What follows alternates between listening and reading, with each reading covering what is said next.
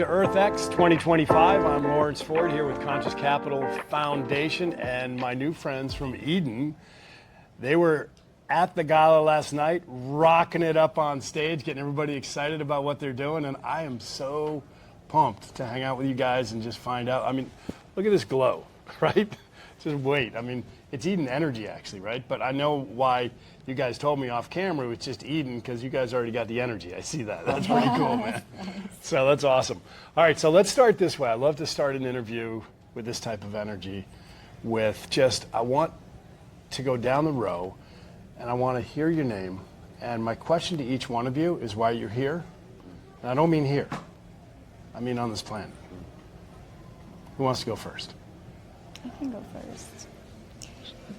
I'm Gözde Apel. I'm originally from Turkey. Say the name again, that's beautiful. Gözde. Gözde, nice. It actually means everybody's favorite. And she is. Trying to live up to that. Can you imagine having that name? That's cool. I know. That is so cool. I know. Wow. And, I bet your parents are pretty great. Oh, they're awesome. Yeah. I miss them Good so guess. much. Wow. Well, I have been a part of this technology actually for a long time. And When you say this technology, meaning? Eden energy Okay, process. Eden. Yeah, okay. And before it was actually Eden. And why, And- though? Who are you? Why are you on this? Not what do you do? Why are you on this earth? I feel like I could be a great storyteller. I love telling stories ever since Do you know what? I was a You know we're in the little girl. Storyteller Hub? Yeah. I think I'll just give you the mic the whole time. This is Yeah. perfect. I think everything on earth has a story, and every company, every invention, every person has a story. But if you don't know how to say it right, it's just waste. It's beautiful. And I love to be part of something that beautiful and making a big difference. So I'm talking about Eden. But even before Eden, I was a marketing expert. I had my own company, and I had clients. And all my clients were small entrepreneurs, and I wanted to tell their story and through digital channels. And after I met John years ago, we've met how long? I'm 8 guessing years John's ago? one of these people down this side. Oh yeah, okay. So John, we're would not you raise there your yet. hand? Would you raise your hand, please, John? Thank you. Guilty. And I saw this technology, and first he told me about it, and I was a good student. I was good at chemistry, so I understood like better than the average person. And I said, "Oh, that's very cool." And then 1 year later, I went to New York and actually saw the machine working, and I said, "Wow, I have to be part of this. I have to do something with this." And here I am.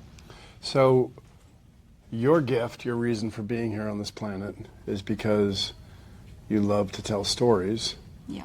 because you know that's how it accentuates what people are doing the best. And I'm guessing that you wouldn't align yourself with like something that didn't have a lot of depth and purpose. You like to tell stories of things that make a difference. Yes. Yeah, good guess. All right, let's go. Next, thank you very much. It's awesome.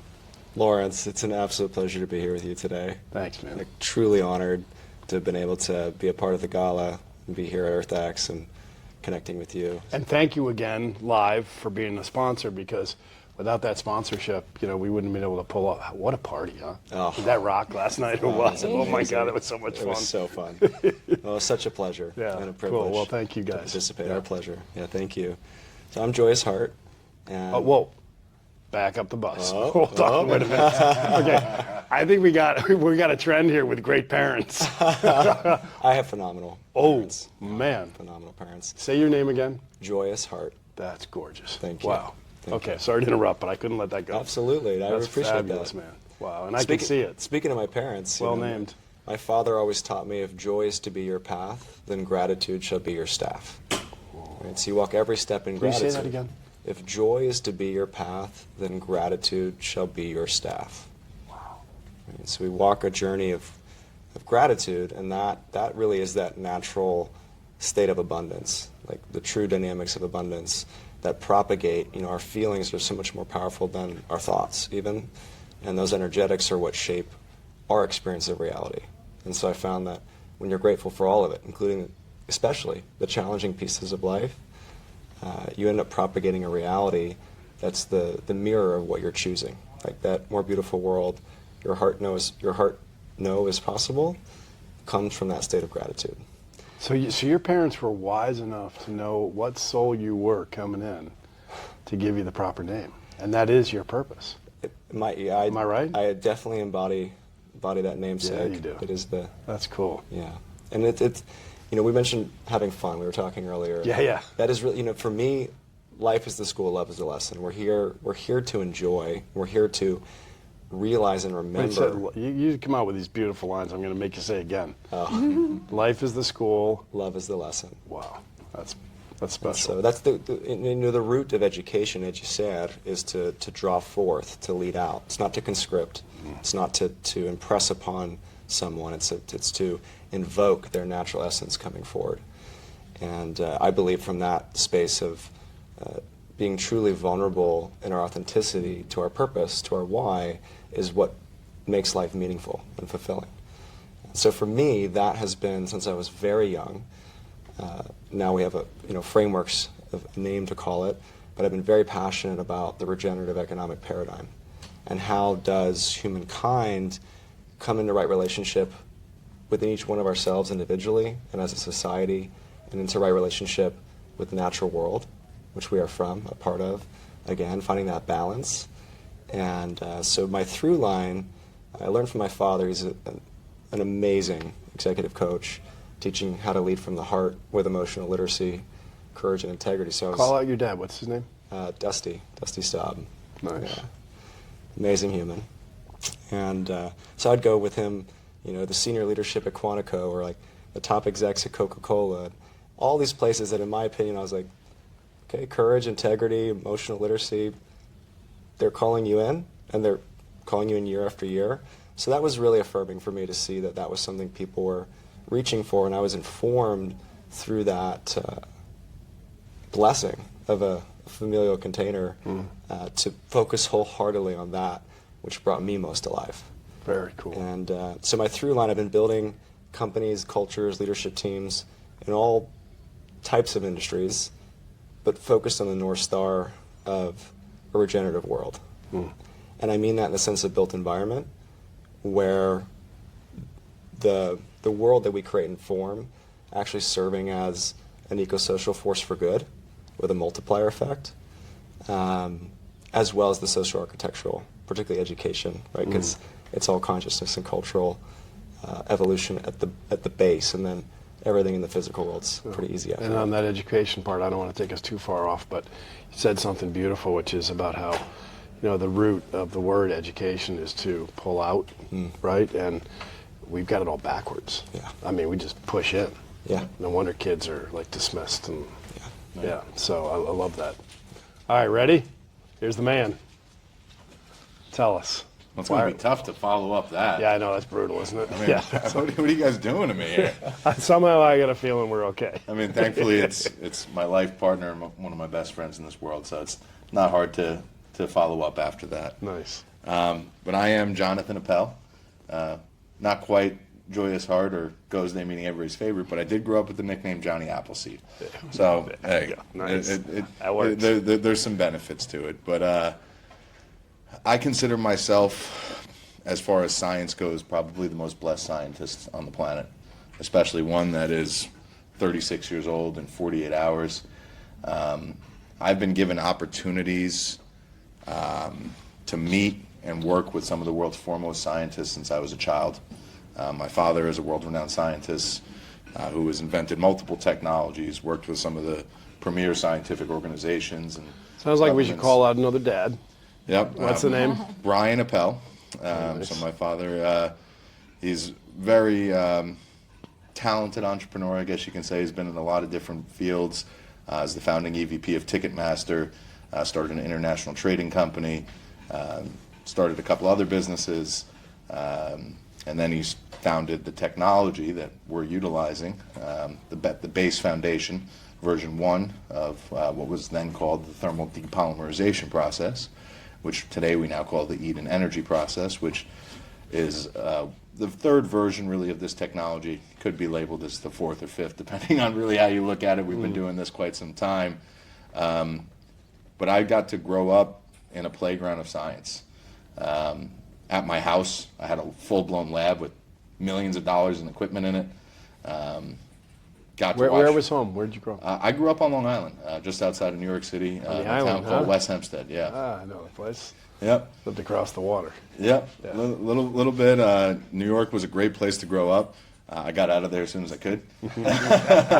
But it was definitely a really good place to grow up because, especially where I grew up, I grew up in a school that was so diverse. My mom jokingly called my friends the UN. Yeah, We had nice. every race, religion, and creed represented. Oh, in what my a friend what a group. gift, huh? You can't even imagine it because I got to experience every culture under the sun as a kid. Nice. And when you're that age, you don't know anything other than this is another kid, and you get to experience these people and learn who people are. And for me, it's given me such an amazing perspective of the world, especially having traveled priceless, and yeah. what I've done. You get to see people for really who they are. And sometimes I'm not the greatest judge of character, which is why I have Gozde sitting there. She is definitely somebody who has helped me over the years because I like to see the best in people. But with what I've done and who I've met and the places I've been to traveling, I'm getting pretty good at judging people and summing them up pretty quickly. And I think we've put together a group of people here at Eden that is so talented, it's not even funny, but there's not a greedy bone in our company. Okay, one more time. There is not a greedy bone in our entire company. We've turned down more money in investment than most people could ever comprehend because of unaligned values, where it was more about, well, what's the return on investment as far as monetary, not the return on investment as far as global regeneration. So 2 words I want to dump into this conversation we'll go back to. It's a really cheap pitch of, I'm good here. Yeah. Oh, okay. Yeah. I can't get away from it. Okay. But that's very sweet of you. She does watch everything, doesn't she? Nice. Thank you. GDPurpose is the new quotient. Little bit cheap pitch because it's my book, which you guys will all get a copy in the fall, but it's moving from GDP to GDPurpose. You guys are personifying that with what you just said, right? That's the new metric, and we want to get Wall Street actually looking at that eventually because it is the fuel we use, this thing called capital, in the monetary form. And I truly believe that is the greatest component of an organization going into the future. So well done. And the reason I want to do this with you guys is because you said it so well. It's not really, and I'm going to butcher what you said, so you'll get the spirit of it. But it's not, I don't really care what you do or what you look like or what country you're from. You grew up with that gift, right? It's like, when you grew up and got older and you saw stupid human tricks doing this prejudice stuff, and you was probably like, what the hell is this all about, right? Well, I'm sure you saw some of where you were too, but you got that gift, right? And so when you are looking at a company and whether you want to see if that company is going to succeed or not, there's an old saying, which I love, which is in the capital investment world, which is, if the market is like the racetrack, the business plan is like the horse, smart investors bet on the jockeys. Right? Yep. That's a great analogy. Isn't that great? And even some of the old school investment stuff, someone somehow got that back then right, despite the dysfunctional aspect of most private capital today. The second thing I want to say is the other term is soulful capital, and that's what you're describing. Yeah. Right, so good job. I was talking to one of the other people when we did an interview and did a little field trip with them. I won't mention the names, so I won't call them out on this, but they were telling me this. So, it's so frustrating because, we keep meeting these people with investment, and they build. Let me tell you how to do it, and all, that energy, right? And I said to the guy, I said, listen, let me ask you a question. When this guy was 20 yards away from you and coming your direction, Did you like him? I said, no. I said, well, trust your instincts, right? And sometimes it's really that simple. And if people like you and me who love everybody and kind of screw that up sometimes, we got other people to watch our backs too. But, you know, you don't change that, right? Nope. So these are the people now that you've met with Eden. Thank you for being you guys and being present and really taking your purposeful gifts and really being intentional about how you're going to use your time in the world to make the world a better place. Because look, man, we got this. We can all do this, right? If we all just live our purpose and come together and have leaders who align like-minded people, who aren't looking at the dollars and they're not fighting. And I mean, look, you know, you get in arguments because you're human, but then you hug it out and you love each other and you all have the same direction, right? But that's special. So now let's go chapter 2. Well, you never let me tell them what I think my purpose is. You let me give my backstory, but you never let me tell you what my purpose is. I'll tell you what. I would bet if we polled the listeners, I'm going to let you go, but if we polled the listeners right now, I think they know already, but you go ahead. Well, Surprise us. Yeah, do, please. Let it rip. It's a bold statement, but I think the only people that can change the world are the ones who are crazy enough to believe they can. And I think my mission and all the gifts and opportunities and the work ethic that God has instilled into me, I think my purpose here on earth is to lead this regenerative revolution and be the spark of change that real people need to see to be able to really start taking action. Awesome. I've personally contributed 30 or written down in writing that 30% of my annual dividends will go to a charity that we're setting up, where the number one bylaw is if you own equity and are getting paid by Eden, you're not allowed to draw compensation from this fund, and it's strictly for global regeneration. We're calling it the Eden Initiative. Nice. So we're going to be doing everything we can to show the world that you can still do well by doing well by doing well. And that's good. Okay, so that's fabulous. Thank you very much. And I still think all the listeners knew that already. but it was nice to hear it. All right, so let's move to chapter 2. Now, I want to really challenge you guys because everybody knows this is a problem. Whatever, I want to speak to the general person out there. Regenerative, okay, got it. Energy, trash, there's all sorts of things going on in people's mind right now, right? So I want, and anybody can take this, but what the hell is the problem? You can take it if you want. Well, the thing is, waste is everywhere, and it's growing. And waste is toxic. Waste is, you cannot process it, and it's getting worse by the day. And I'm pretty sure everybody who is listening, they know the problem. Right? They get that. Everybody's aware of it. But are we really aware of how bad it is? Yeah, because it's kind of like, it's really kind of scary because it's out of sight and out of mind.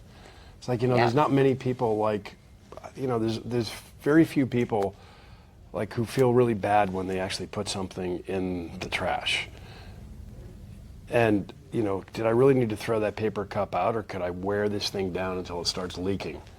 Right? Yeah, exactly. Kind of thing. And so first is the awareness, right? Yeah, exactly. But there is a problem. So I know it goes somewhere because the truck comes and these guys, really nice guys pick it up. Do you recycle your plastics? Yeah.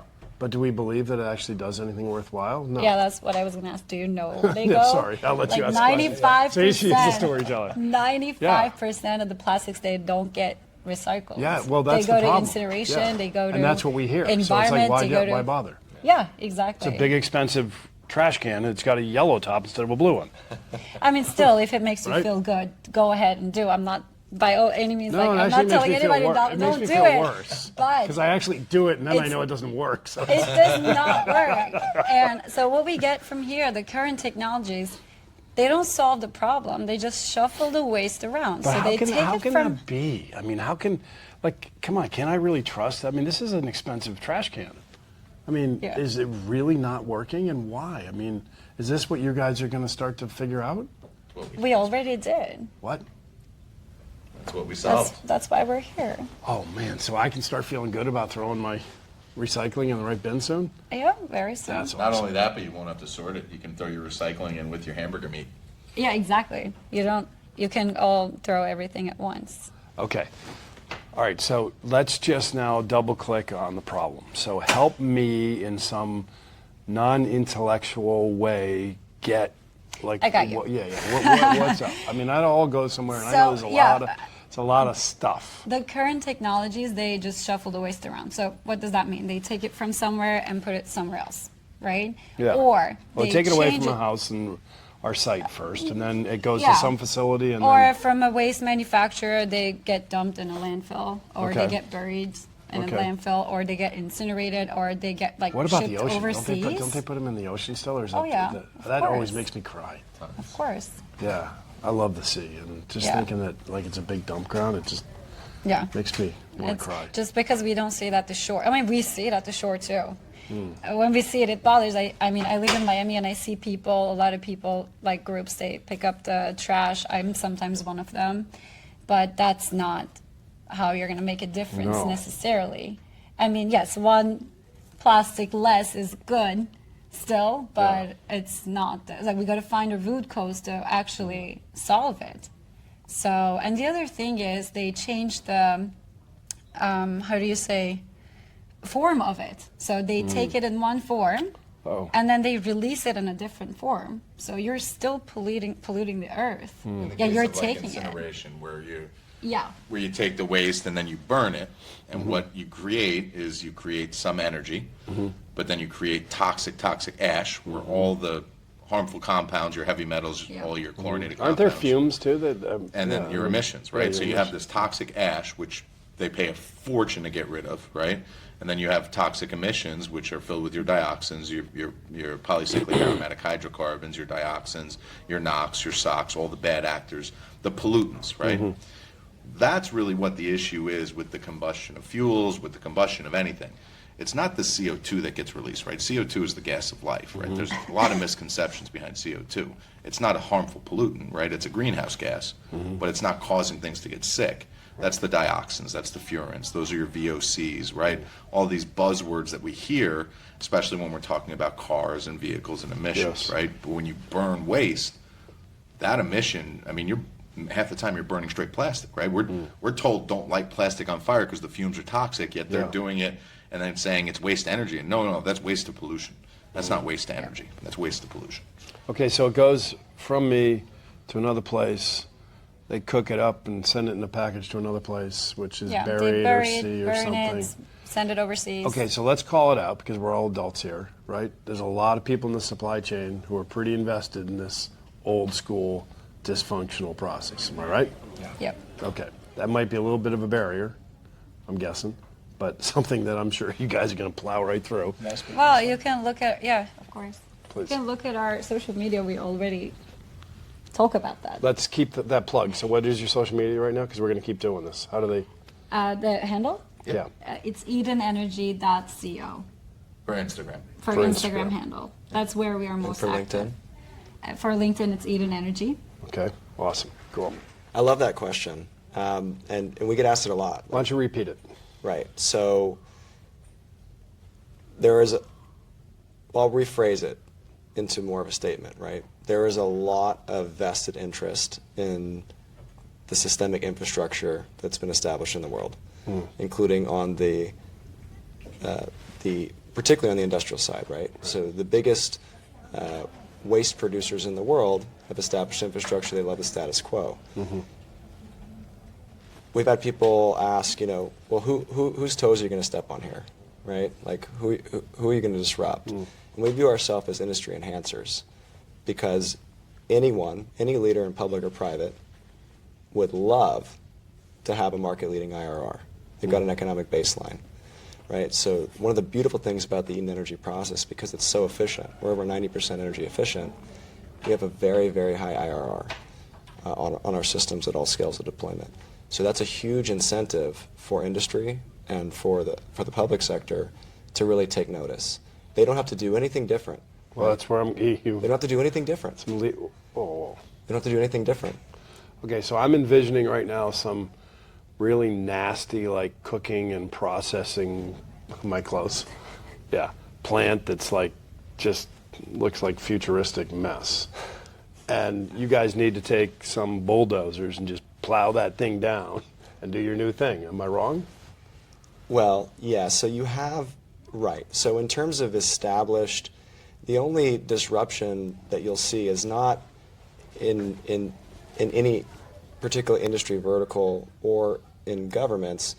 There are other technological solutions in the waste energy sector that will need to transition ultimately at some point. They have very low energy efficiencies. All right, so it's inevitable. So it's inevitable, and you're already seeing it happen, right? Like incineration is getting banned on the West Coast, thank God. It's probably coming down the pipeline in Hawaii. Okay. It's happening in Puerto Rico. So it's going to be top-down legislation that drives opportunity for the integration of your, am I right? To a degree. It's top down and bottom up. I mean, it's B2C and B2B, and we're doing private and public JVs. But here's an example: Reworld. Reworld is one of the bigger waste management companies out there. They're facing a serious issue because their incinerators are getting shut down, and so because we found a way to secure our IP, actually running these systems automated, we're actually able to sell to anyone that would classically be a competitor. Right, so we can actually, like your incinerator is getting shut down anyway. There's a $400 million facility you're shutting down. However, here's a system, put in another $400 million system, and have both these systems paid off in the next 3 years. Right, so it's actually coming in as a lifeline to the industry. Yeah. So you're kind of hospicing the old Yes. as you welcome the new. Yeah, and inviting them to do better business, to increase their bottom line, and to do what they're doing better without us being an antagonist. We're not coming in, we're coming in to support and serve rather than be a competitor. Okay, so the listener's thinking now, along with me, so this is pretty much, a B2B clearly. I mean, it's an industrial thing. I'm understanding as a listener why this matters, which is really cool, so I don't have to go into my garage and lift up that yellow top and actually get very upset because I'm doing it and it's still not working. Well, 5% it might work. Okay, well, yeah. People like us don't do 5%, do we? That's right. Yeah. So, thank you, though. I feel a little bit better. Just a touch. Yeah, thank you. So, let's just cut to the chase. So, is there a way that you can describe this so we can understand what the hell this thing does? Like, how big is it? Take us away. Does it cook stuff? Does it bounce it up and down? Does it shoot it? I mean, what the hell's going on? How does this thing go? It smells. Talk to me. I can tell you that. It smells. What level do you want? Do you want 6th grade, 8th grade, senior doctor thesis? All right, this is going to be a really scary setup. What level do you think you need for me? I'll take it down to the 7th grade reading level. Yeah, I would do it. Yeah, So I'm not quite sure how that makes me feel, but let's go. So the technology itself is actually not that complicated. When my father set out to understand how to run this process, he looked at what was already established, right? You had incineration, gasification, pyrolysis, Fischer-Tropsch, some of these older technologies that have been around and proven, right? All these technologies, they work on the scientific perspective of can you take a carbon-based material and turn it into energy. They all can do that. Right. The issue is their energy efficiencies and the products and energy that you're actually creating. The output. Right? Yeah. So most of these technologies are what we call thermal energy technologies, meaning they're heat-based, right? You burn stuff. Exactly. Yeah. Now, we use heat. How did I do for 7th grade, by the way? Very good. Well, it's not always burning, though. All right, we heat it up really hot. Pyrolysis is not burning, right? You're Talk to us putting about things. it. Seriously. Well, so pyrolysis, you have a reactor, Yep. right? You put your material inside the reactor, Right. and you heat the outside of the reactor to a couple thousand degrees, right? Sometimes 2,000 Okay. degrees Fahrenheit. Yep. And what happens is the materials inside Breaks there's down. no oxygen, so it can't catch fire. Aha. So they're bonds, That's the cool. carbon bonds, Okay. right? So we all remember carbon Yeah, bonds yeah, from yeah. high school chemistry. Yep. Those They start break. breaking Yeah. because of the heat, Nice. right? Now we do something similar, but we don't use heat to break the bonds. So we have figured out the magic, and the magic is water, right? Pyrolysis, gasification, incineration, they all do a drying step before the reaction. Okay, yes, they got to prep it to be able to activate it. We need a certain amount of water inside our process. So we do a reaction that breaks down chemicals down at the molecular level, right? We could take sugar. With water and, With and water, no yeah. activation of thermal? We use thermal. I'll Okay, get there. okay. So think of sugar, C6H12O6, right? 6 carbon molecules, 12 hydrogen, 6 oxygen. What we do is we take that sugar molecule, we heat it up in the presence of water. And when you heat water under pressure, you actually break the H2O bond, right? And you take that H2O and you cleave it into oxygen and 2 atomic hydrogen molecules, right? Not H2, what everybody sees when we're talking about hydrogen energy. That's H2. We're talking atomic hydrogen, H plus, right? So it's just that one proton spinning around, right? That is a very reactive compound. I was just going to say, so now that's entering a whole new... It's essentially a mini nuclear reaction. Right, clearly. But it's not. It's not a nuclear reaction. It's technically, I guess you can look at it as such, but it's not. It's a hydrothermal reaction, right? Where we But create with a lot of potential. with a lot of potential energy. So we're able to take that C6H12O6 bond and take those free hydrogen molecules from the water and completely shear that bond, right? Completely blow it up and break it apart. So now you have the carbon by itself, and carbon wants to bond to hydrogen. So now you have all these free hydrogen molecules floating around with the carbon sitting there by itself, and they bond together, and then you get carbon with 4 hydrogens around it, which is methane. Oh, So you create methane gas. wow. Then those oxygens just become oxygen, right? So a compound like glyphosate, right? Yeah. Which is carbon, Pretty nasty. pretty compound, nasty. By the way. Carbon, nitrogen, oxygen, phosphorus, and hydrogen. Right. That's it. I'll say it again. Carbon, we're carbon. Nitrogen, the air is 70+% nitrogen. Oxygen, 21% oxygen. Phosphorus and nitrogen, right? Some of the most important fertilizers on the planet. That's what glyphosate, one of the most toxic substances in the world, is made out Nasty of. stuff. You put it through our process, we create methane gas and an organic nitrogen phosphorus fertilizer. One of the most toxic chemicals in the world, through our process, becomes clean methane and an organic nitrogen phosphorus based fertilizer. And we do this at all over 90% efficiency. Now, also, Hold on, 90% efficiency compared to what? well, a pyrolysis system, if you Okay. wanted to So create the other... if you wanted to create products out of a pyrolysis system like we create, you can do it. We actually spoke to a group that sent over some spec sheets that I was blown away by how impressively clean the fuel was. And I jokingly said to him, well, what's your energy efficiency? 5%? He said, basically. We're at 90+%. Kind of about the same... Break down what that means, right? Yeah, it's Yeah. kind of the same percent of my recycling go. Yeah, Yeah. So, Thanks for bringing that up again. So Rub it in your face. to put that in a simple perspective, we take our system, we put in the waste, and we create 100 units of energy, right? We take 10 of those units, Yeah. and we're able to power the entire machine to create the next 100. Holy cow. Now, Did the everybody pyroly- get to... I mean, that's Yeah. starting to dance with laws of physics. And wait, just wait, because we're looking at a we couple go of to new 8th grade process now? loops. I'm gonna take it straight to quantum physics. Let's go, We're baby. looking at some really cool Yeah. process loops right now where we're gonna take our energy efficiencies over 100%. That's we will be that's cool, because that's exactly where I wanted to go. So I was we gonna will ask. be the only net energy producing technology in the civilian world. And you've I only, guarantee and we're you've gonna only get got it there. 15% more to go. Less. Less than 10. We've Less gotten than it up to 10? 93% at our last efficiency rating, which means 7 units technically. And if you use a really high yielding feedstock like tires or plastic, your yields are even higher because you create so much energy. So what we can do with this technology, and this is, look, we're not a technology company, we're not a waste to energy company, we are a solutions provider. So companies will come to us, they have a waste problem. We're not just going to solve their waste problem, but we're going to provide them energy.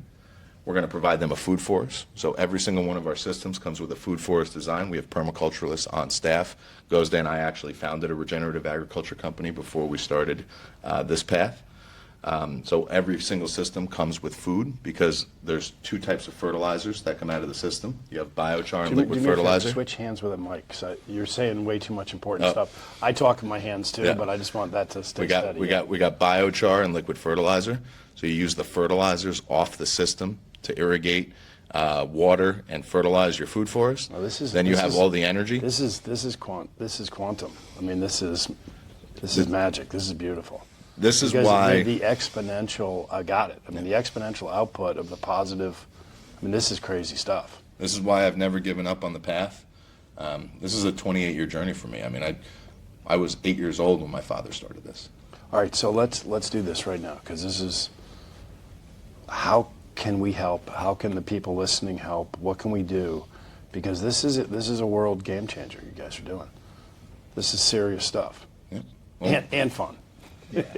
Well, right now, what we're looking for, what the world can do, what everybody can do to be a part of this, is learn, is understand that there's hope, that there is a team out here with the technology, the capability, the mindset, the passion, the drive, the love for this planet, for its people, that we aren't going to stop until we do make a difference, that the world isn't doomed, right? I mean, I see all these poor children who are afraid in school. They're having anxiety at 12 years old because they think the world's going to end. I'm like, sweetheart, the world's going to be fine. Humanity might have some issues with if we keep going down this path. But sweetheart, the world's been here billions of years. It's going to be here billions of years after us. We'll be just fine. Yeah. And it's obviously we need to take care of Mother Earth. We wouldn't be doing what we're doing if we didn't. But the world is okay. Yeah. But there's hope because our biggest problem is pollution. And now you have the ultimate solution. This is serious stuff. This is good, man. Wow. What is your biggest challenge right now? Someone else want to take it? I would say, Lawrence, that the reason Jonathan answered the question in that way is the biggest challenge is the awareness that this is possible, right? Everything is impossible until someone has the boldness and the courage to go out and achieve that, whether it's flight. Who needs to be aware, and how is that going to impact you guys? Really, so it's twofold. It's the everyday person, because we are powerful, each one of us, and as communities, as we connect and catalyze, we affect change in both private and public sector, right? So knowing of solutions, having the courage to voice those solutions, to learn about those solutions, that's key. Okay, so now I can actually really start getting pissed off with my 5% when I throw that can in and have somewhere to put my energy. Yeah. Amen. Right? That's right. I mean, that's it. It's that simple. That's right. It's, we speak in the shamanic traditions about stalking and being conscious and aware, right? So the first level is awareness. That's right. Right? And so when I'm taking that can, putting it in there just because it's the best I think I can do, knowing now that it's, go ahead, what percent? 5. 5%. Cans are much higher. Aluminum is very easy to recycle. It's plastics. That's Okay. Just I wanted to make sure that was Slightly better, but I still don't feel good. Thank you. So, but really, I can be aware that now I can feel bad about that, but now I can direct my feeling bad energy into something positive, to your point, which the world needs most of, which is what we do here at the foundation. This stuff, I mean, is why we do what we do, is to be able to be so blessed to run into folks like you, new friends, that we can say, let's help, let's go, man. So take me on the journey. What can we do? And maybe you haven't figured it all out yet, but how do I get that energy into something constructive that actually helps you guys? Because that's why I want to do it. First stage, visit us at edenenergy.co. Say it again. edenenergy.co. edenenergy.co. Everybody go. That's the first stage. Connect with us, learn more, check out the scientific papers, connect with our community, follow us on social. We shared that earlier, and you'll find it on the website. Because the second part of the awareness, the education, is what I want to hear. Is industry, right? So there's either people that's too good to be true because it's so far over their head that's even possible. Like, okay, we're going towards idiocracy. There's no hope. Nope, actually there is. Just to add on that, if I had $5 for every time I've heard this is too good to be true, we wouldn't have never had to raise a single penny. And I'll tell you what, in my experience, that's when you know you're onto something. Yeah, thank you. So the other side of that is industry, right? So we work with we have an amazing client pipeline forming all over the world right now. No marketing, word of mouth, and some amazing projects. And there's a longer sales cycle. Obviously, we have systems that are 2 million up into billion plus, depending on what are you serving. It's the educational piece, because anybody who is aware of the waste energy sector and the technologies there, inevitably, if they're aware of the sector, we start talking like, we've seen pyrolysis, we got burnt for 100 million. Like, it's not. So that's a big part of the educational curve, for people to learn and share What it is, what it isn't. the unique differentiation. And then where it really lands for the individual is we're actually working, because we're now creating mobile and containerized units so they can be deployed anywhere on Earth. There we go. Right? That's key. And so also being able to use those How big are they? I know we got to wrap pretty soon, Yeah, but absolutely. I could go forever with you guys. How big are those units about? So we've got a 54-foot trailer. 53 foot. Okay. There you go. The scientist. The scientist. He's like, get it right, numbers matter. Exactly. I love that. That's beautiful. That's mobile, right? So Just in case you guys were wondering. 2 ton per day version for that. Okay, cool. And then we have a 10 ton per day version. That's the rated process flow capacity. Okay. Really be much higher. That's in 2 40-foot Can shipping that could be, containers. again, I promised the camera crew here I would wrap soon, but seriously, this is so cool. Just quick question, quick answer. Could that be turned into an entrepreneurial? Absolutely. Okay. We part of what we do is connecting and. Absolutely. I got some ideas. And just to leave everyone with this, we're working on community participation models. And that's like why that these one. smaller systems are important. that's Of course, what I like. serving a municipality is one thing, and then you got to try to work with private and public to how does that affect the bottom line, other than cleaning up the environment. But with these smaller systems, communities can actually have a system and participate and actually recapture some of the value of what they're throwing away. Earn energy credit, receive value from the waste they're throwing away. And so that's a big thing that we really want to share as a solution with the everyday Awesome. person as well. Okay. Guess who gets the final word? Me? You. Just what's in your heart right now? 5. 5, no, yeah, no, that's good. So we were getting 1 like 5 minutes ago, so I love that. Yeah.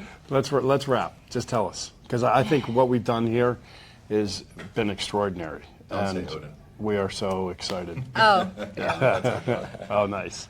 I think, knowing the problem makes it, like, in Turkish we have a saying, halfway there of solving it. So we know it, and we know how to solve it. You can't lead us on like that without saying it in Turkish. How do you say it? It is problemi bilmek. It's so weird to speak in Turkish. Problemi bilmek çözümün yarısıdır. It's like nice. knowing the problem is half of the solution. So we know it, and we know even how to solve it. And I love to be part of the solution than the problem. And what you are letting go of, like the waste, can actually fuel something better for the future. And I'm so honored to be here. That's it. That was perfection. Okay, thank you. Holy crap, you guys are freaking beautiful. That's my pleasure. Wow. Love you guys, man. So cool. Thank you. Yeah, wow.